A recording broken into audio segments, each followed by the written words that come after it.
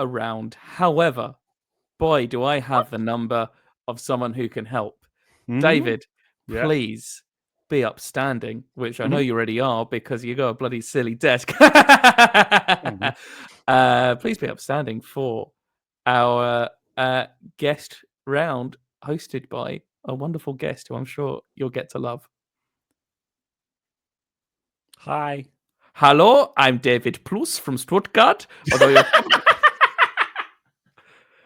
you'll probably know me for my accompaniment on the album Die Neuflot by Hans Bergen Hufenstein, an odyssey to the complex and rich sound of the recorder. Hi, David Plus. Hello, David. Oh, you are David also. What a silly goose from David Plus. Who could forget the wonderful song from that album that is La Folia? Let's have a listen to that now.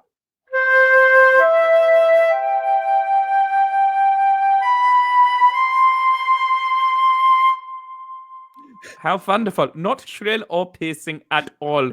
Or maybe Little David. I thought that would be funny because that is also your name.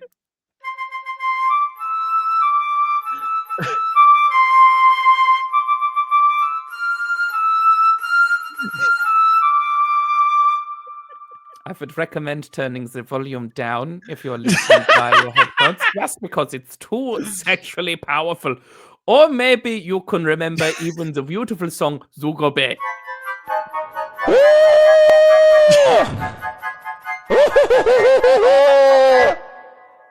What a wonderful, wonderful, wonderful thing.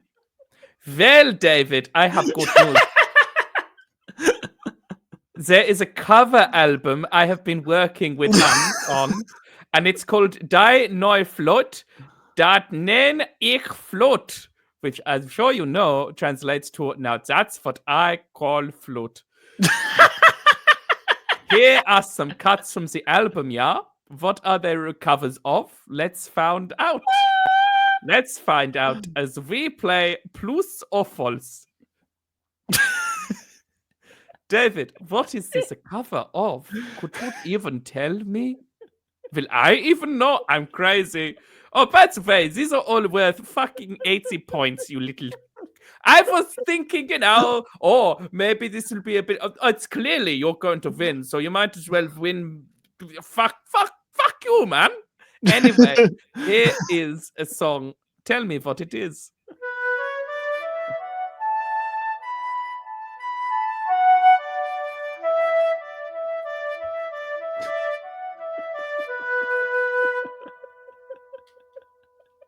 What could that even be? I don't even know. It's crazy. Gimme by ABBA. You think that is gimme? Well, I'm going to give you some bad news.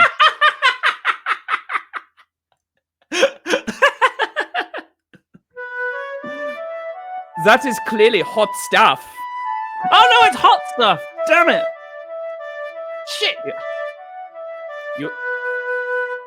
You will not be having hot stuff for dinner tonight when your wife finds out. That is a classic Plus joke. I love hot stuff.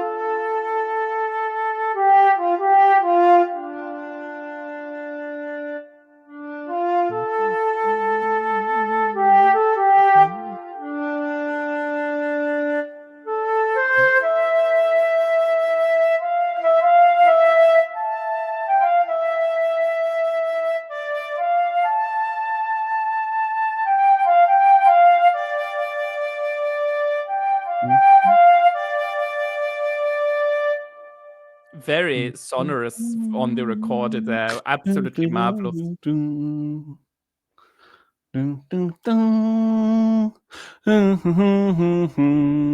Yeah, you're really getting into it.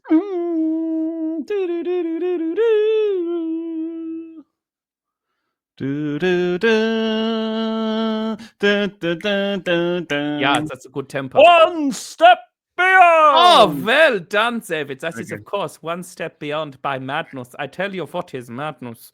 The cost of getting a coffee. Here's question number 3. What is this on the recorder?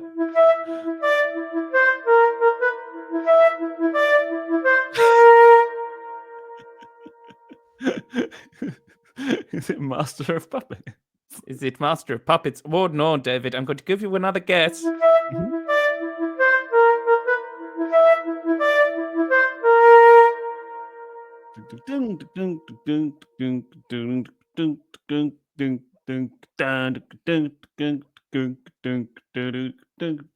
Sounds like Final Fantasy VII, but that might just be Well, the you're movie. close because it is in the same medium. I mean, is it Sonic the Hedgehog? No. Not Sonic. You're kind of in the same era of video game.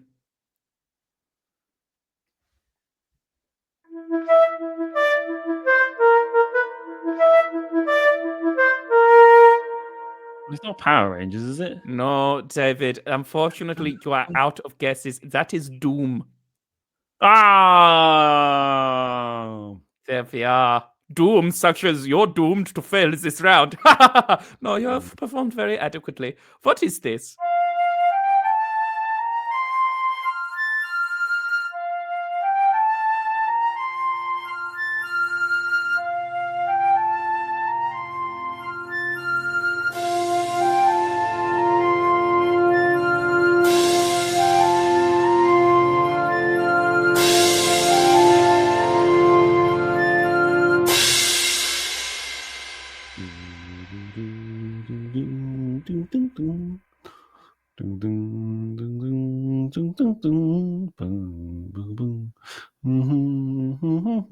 My God, that is so recognizable.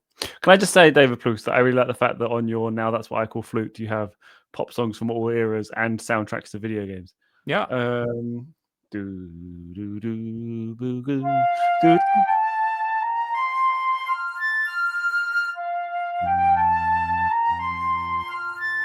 You'll be so embarrassed when you find out what this one is. You really will.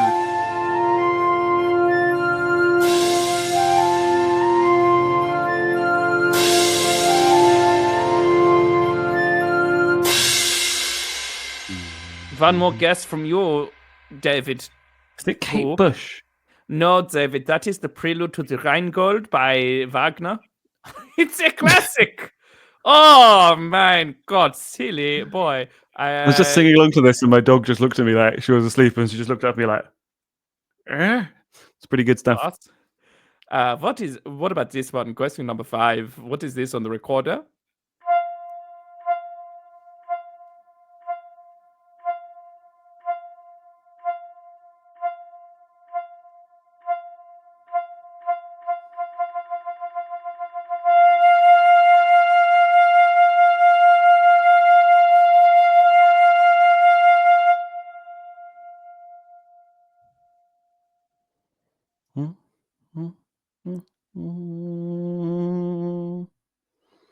Is that just the sound of a ping pong ball bouncing on a table? No, David, that is some work I've been doing for a local hospital. I'm afraid it was very bad news. And then finally, what even is this now?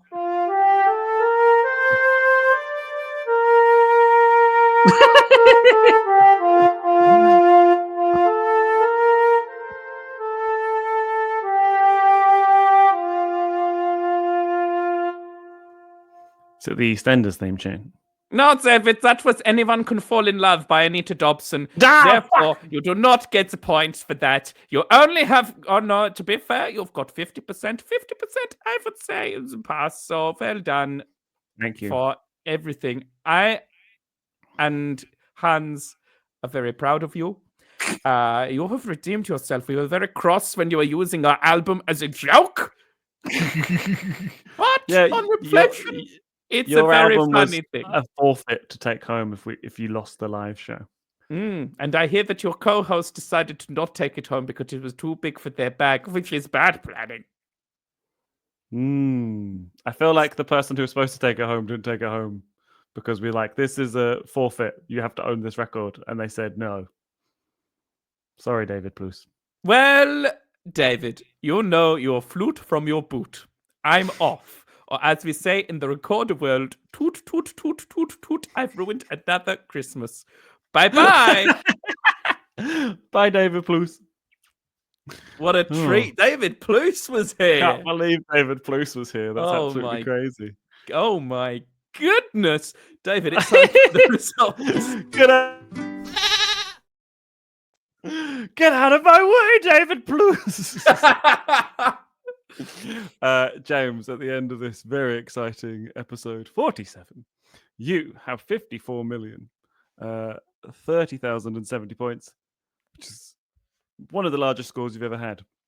But you lose. You lose. Good day, sir. I have 75 million, 160 points. So I receive 47 brand new good episodes of Star Trek The Next Generation, whereas you receive 47 brand new bad episodes of Star Trek Picard. Sorry about that. If you have enjoyed watching or listening or both to the show today, you can follow us at Is This Enough Pod on Facebook, Instagram, TikTok, YouTube. You can sign up to our mailing list at isthisenoughpodcast.substack.com. You can find me at David Hoare LOL on Facebook, Instagram, TikTok, and YouTube. And you can sign up to my mailing list on Substack at davidhoare.substack.com. James, where can we find you on the internet? Oh, bloody hell. If you really must find me, I've been James O'Donoghue. You can find me at Is That James O on Insta, James O Comedy on Blue Sky, and I'm Let the James Begin on TikTok. Oh, and also, James and I have been discussing, and maybe as a little end of episode treat, some people have suggested to us their own rounds for what we could do. But James and I need to come up with our own bullshit. However, if you would like to donate an audience round, please email your round that you have to isthisenoughpodcasting@gmail.com, and we shall challenge each other on your round if it's not shit. There is a very high bar, as you've heard today, demonstrated by rounds such as Toot Toot Toot, or is this one thing or maybe something else? So if you think that you can match our speed, I'm just thinking about what my opening round is for next week's episode when talking about this. I can't wait to show James what it is. In the meantime, I've been David Hoare. That's James O'Donoghue. You have been wonderful. We will see you next time on Is This Enough?